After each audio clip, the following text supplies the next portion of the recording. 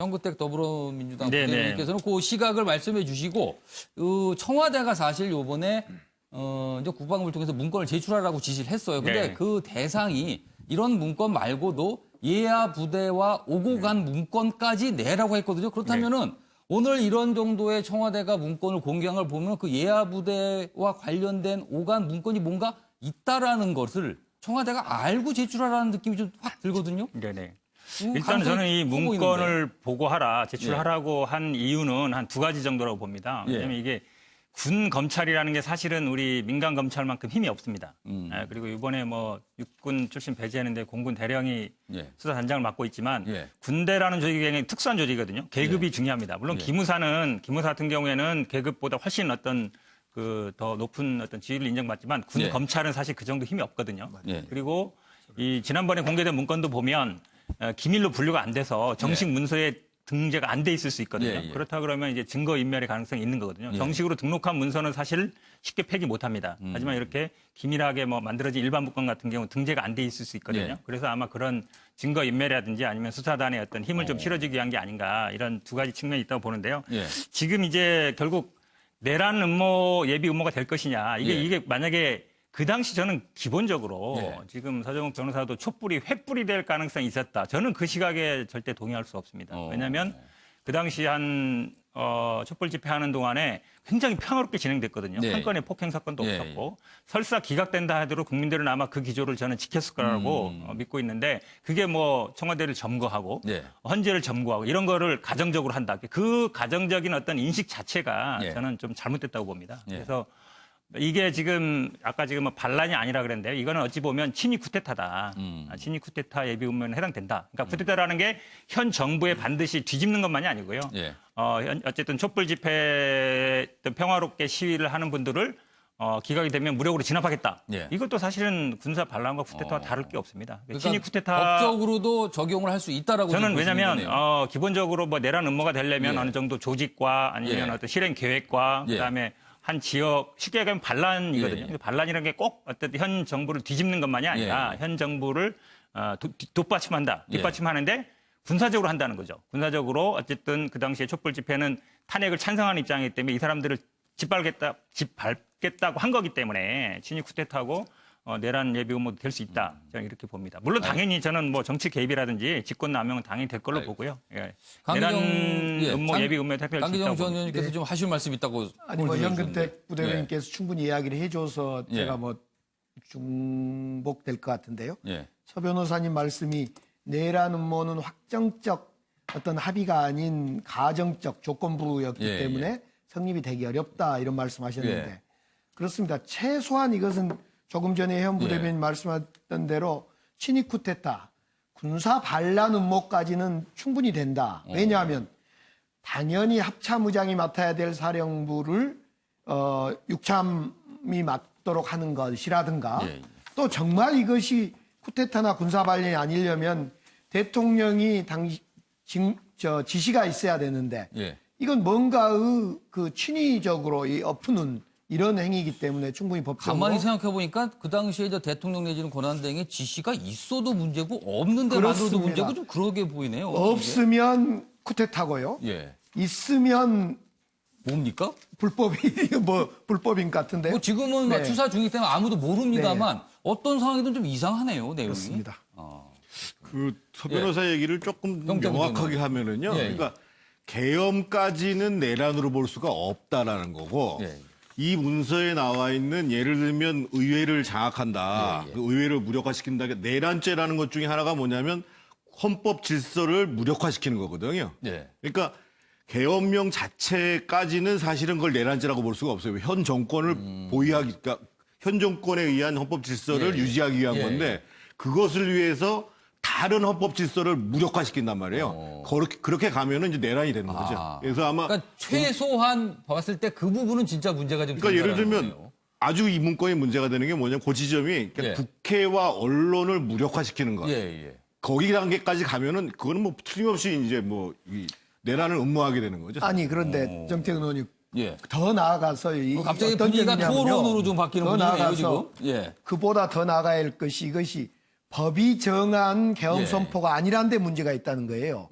계엄법에 의해서 절차적으로 준비한다면 예. 이것은 내란이 아닌 건 분명해 보이는데 예, 예. 지금 문건이나 세부 문건으로 확인해 보면 예. 법이 정하는 그러니까 누가 사령관이 될고 또 기무사가 왜 이걸 준비할 건가 이런 걸 볼 때는 내부 쿠데타라는 거예요. 친이냐 그러니까 그렇지 원래 않냐. 계엄과 관련된 우리가 갖고 네. 있는 준비된 절차를 따르지 않았다는 부분이 그렇습니다. 얘기를 하시는 것 네, 예. 같은데. 근데 그거는 확실해야 될 게요. 예, 예. 법률적으로 왜냐하면 예. 이게 수사를 하고 있기 때문에 예. 정치적으로는 잘못된 거죠. 그런데 예. 이제 수사를 하고 있으니까 과연 이게 혐의가 뭔지에 대한 논의가 있어야 되는 거거든요. 예. 그래서 법률적으로 뭐가 문제냐를 따져보면 예. 지금 군사반란은 되게 힘든 것이 지휘계통을 어겼을 때 군사반란이 되는 예. 거예요. 그러니까 예를 들어서 아까 말씀하신 대로 계엄사령관이 왜 육군 참모총장을 시키냐. 예. 합참의장이 군령권을 가진. 예, 예. 근데 대통령이 계엄사령관을 임명하게 돼 있잖아요. 예. 그러니까 이것은 역순이 아니고 그 위에서 내려오는 순이거든요. 예. 그러니까 지휘계통을 어긴 게 아니고.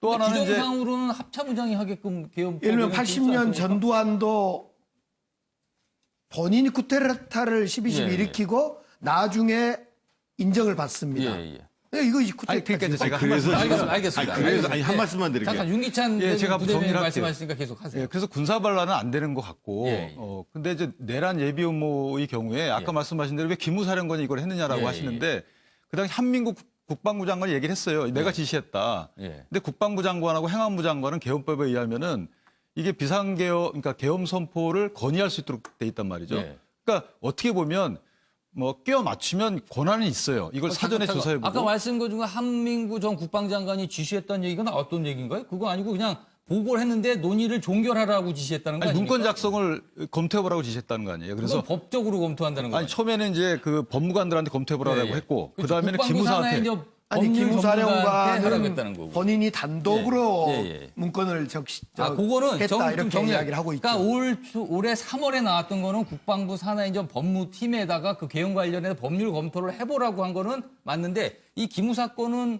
한민구 전 국방장관이 직접 지시한 게 아닌 거 아니 아닙니까? 애당초 나왔던 문건은 그래서 제가 아까 예, 예. 처음 모두에 말씀드린 이유가 네, 정태근 의원님 말씀하세요. 청와대에서 4월 30일 날 이것을 보고 받고도 이게 얼마큼 유중한 사안인지를 몰랐을 그런 상황이었단 예, 예. 말이에요. 그러니까 지금 이런 논란이 벌어지지 않게 예. 이미 대통령이 특별수사단을 구성했고 거기에 더해 가지고 관련 문서를 다 가져오라고 얘기를 했으면 그 전체를 놓고 검토를 한 다음에 그것을 국민들에게 소상하게 객관적으로 얘기를 하면 이런 불필요한 논란이 없다는 거예요, 기본적으로. 알겠습니다. 그래서 저는 왜 이거를 청와대에서 이렇게 찔끔찔끔 발표하는지 그 이해할 수가 부분에 대해서 없어요. 좀 지적을 하시. 네. 차지은 교수님한테 제가 이 질문을 좀 드릴게요. 그러니까 당시 이제 문건이 작성됐을 당시에 진짜 여권에서는 당시 여권에서는 이 탄핵이 기각될 것이라는 전망이 우세했습니까? 좀 그쪽에 이제 많이 좀 이렇게 접하시는 분도 계시니까 그때 분위기가 진짜 어땠습니까? 당시 보도를 보면 박근혜 대통령은 헌법 재판관들 중에 상당히 그러니까 세 명입니까? 세 명이 그러니까 탄핵 기각에 예. 동조하고 있다. 그래서 탄핵이 인용됐을 때 상당한 충격을 받았다는 거 아니겠습니까? 그렇기 때문에 아마 여권 내부에서는 상당히 탄핵 기각 가능성을 상당히 높게 봤다는 것이죠. 그래서 아마 박근혜 대통령이 권한이 정지되어 있었습니다만 박근혜 대통령에게 누군가가 그 이야기를 했겠죠. 여러 가지 그러니까 헌법 재판관들의 성향을 분류를 하면서 예. 우리가 정권을 지금 갖고 있을 때 임명한 이런 분들은 예. 우리한테 상당히 동정적인 생각을 갖고 있다. 그렇기 때문에 여기가 만약에 지금 헌법재판소는 충분하게 탄핵을 기각을 할 건데 그 이후의 상황에 대해서 나름대로 대비를 해야 된다는 이야기들을 했을 가능성은 저는 상당히 높다고 판단합니다. 근데 여권 내부라고 하면 안 되고요. 예. 탄핵 아니 그래서 국회 여기 할 뭐 때가 여권에 계셨으니까 말씀하세요. 226명이 넘어갔을 때인데, 예, 예. 그러니까 소위 얘기하면 심하게 얘기하면 예. 이 박근혜 내시들만 그렇게 생각했다고 얘기를 봐야 되는 겁니다. 또 이런 표현을 쓰시면 또 어떤 분들이 발끈하는데 또 발끈하는 것도 이상하네요. 본인이 또 시인하게 되니까. 근데 아무튼 뭐 좀 강한 표현을 쓰셨습니다. 지금 질문을 사실은 요거 하나 더 준비했는데 요건 몇 분 정도만 하시면 어떨까 싶은데 요거는 우리 소정욱 변호사하고 성구택 부대변인 두 분만 아마 답변을 해주시면 텐데 내용이 이것입니다. 요 문건에 포함된 내용 중에서 계엄 담화문, 호고문 정도까지 준비가 돼 있다. 지금 이렇게 나오고 있거든요.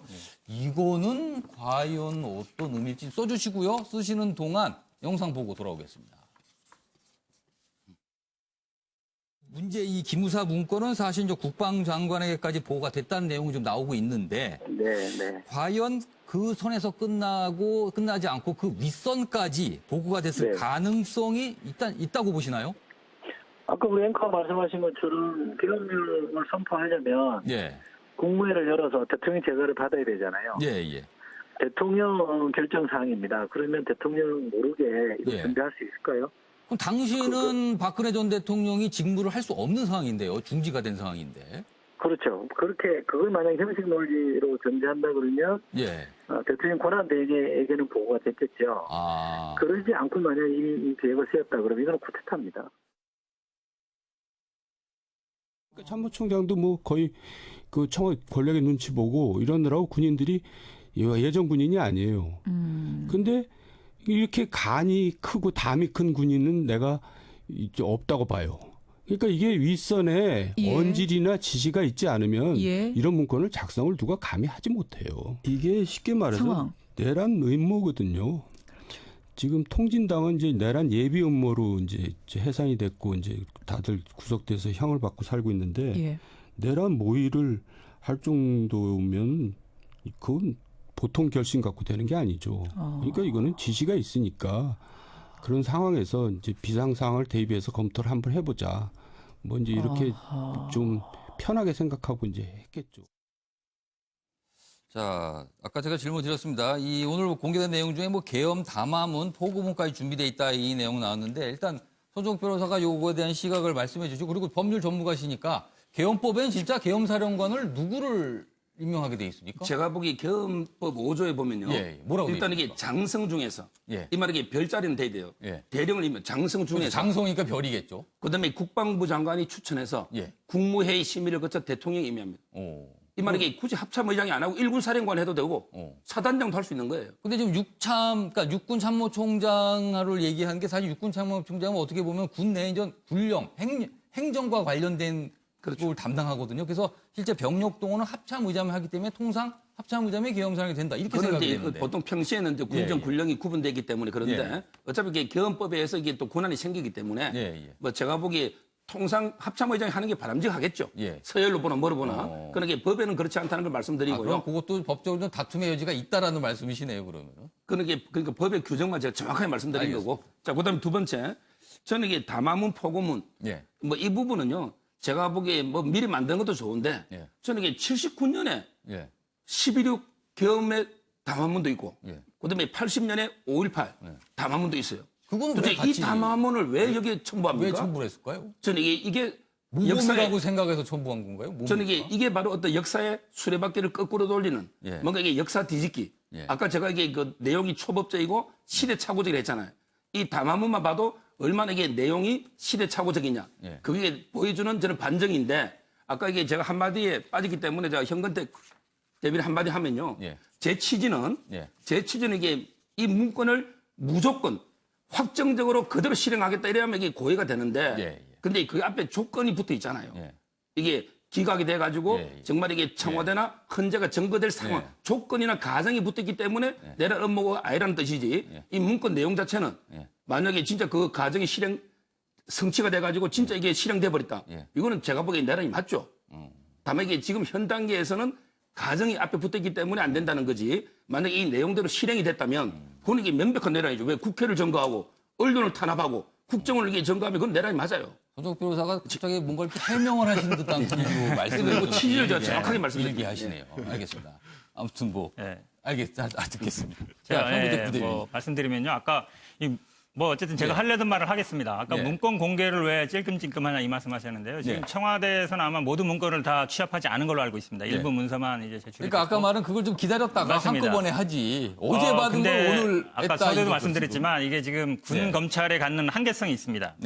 수사에 한계성이 있고 서류가 사실은 저는 이 공개를 하는 그 문건을 공개한 게 이 문건을 일단 증거를 인멸하지 말고 다 제출해라. 저는 그런 군대라는 게 계급 사회이지 않습니까? 강조하지만 그리고 약간 은밀하게 그리고 어찌 보면 좀 좀 외부로 잘 오픈이 안 되거든요. 예. 그런 부분에 대한 좀 저는 경고의 의미가 있다고 보거든요. 그렇기 때문에 아마 공개를 했다고 보고요. 예. 지금 서정욱 변호사님이 자꾸 이게 뭐 가정적이라 그러는데 예. 가정을 할 상황이 있고 아닌 게 있거든요. 예. 가정이 예를 들어서 뭐 내일 내가 죽으면 어떻게 한다. 예. 그건 누구나 할 수 있는 얘기지만 아, 죽으면 예를 들어 재산을 어떻게 분배시키고 예. 예를 들어서 그런 거죠. 우리 아버지가 돌아가시면 재산을 뭐 내가 갖겠다. 예. 이런 얘기를 만약에 한다. 예. 물론 죽을 가능성이 있는 거 아닙니까? 하지만 그거를 검토하는 자체 의도성이 있다는 거죠. 예. 예를 들어서 내일 아버지가 돌아가시면 재산을 내가 다 갖겠다. 이분은 분명히 목적이 있는 거 아닙니까? 재산을 갖겠다는. 근데 그런 검토를 하는 것 자체가 자식들이 보기에는 해서는 안 될 일이죠.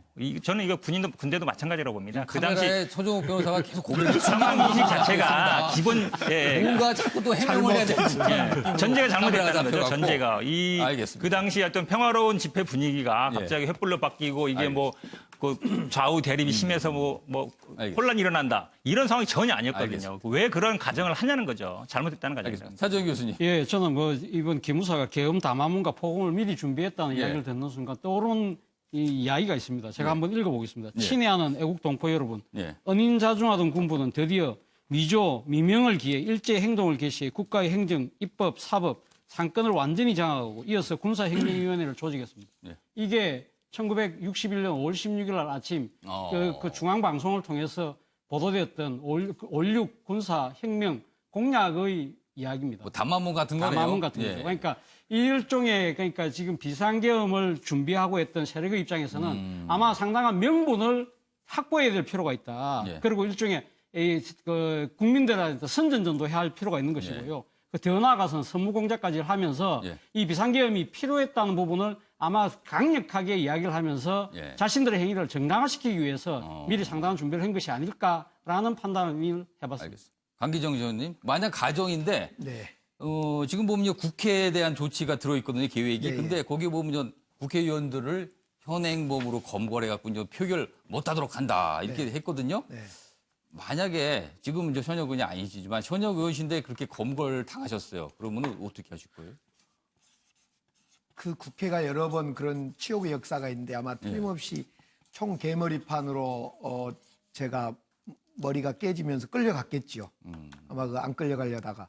지금 국회는 그 개헌법에 의하면 헌법 77조 5항에 따르면 국회의원 2분의 1이 반대하면 개헌을 또 해제할 수 있어요. 그렇게 돼 있죠. 또 개헌법 11조 1항에도 보면 역시 국회의 건의가 과반 찬성으로 건의가 있으면 또 개헌을 해제할 수도 있고. 근데 당시에 국회의원이 299명, 당시 이 개헌 검토를 하는 문건을 작성할 시점엔 299명 중에 120명이 민주당이고 한국당이 93명이니까 자유한국당 빼고도 206명, 3분의 2가 쉽게 말해서 과반이 넘어가잖아요. 그렇죠. 그럼 한 50명 이상을 더 그렇습니다. 빼야 되는 그래서 저 거죠. 개헌 문건에 의하면 한국당 93명은 그 국회 들어가지 말아라. 그래서 의결 정족수를 낮춰주고 나머지 한 57명을 여러 가지 이유로 끌어다가 구금시켜라. 이런 계획이 이건 정말 실행 계획이고 이건 살벌한 계획이고 정말 국헌을 문란시키는 계획입니다. 알겠습니다. 저 관련 이야기 지금 한번 더 이어가 보도록 하겠는데요. 다음 이슈도 역시 이 주제로 가보겠습니다.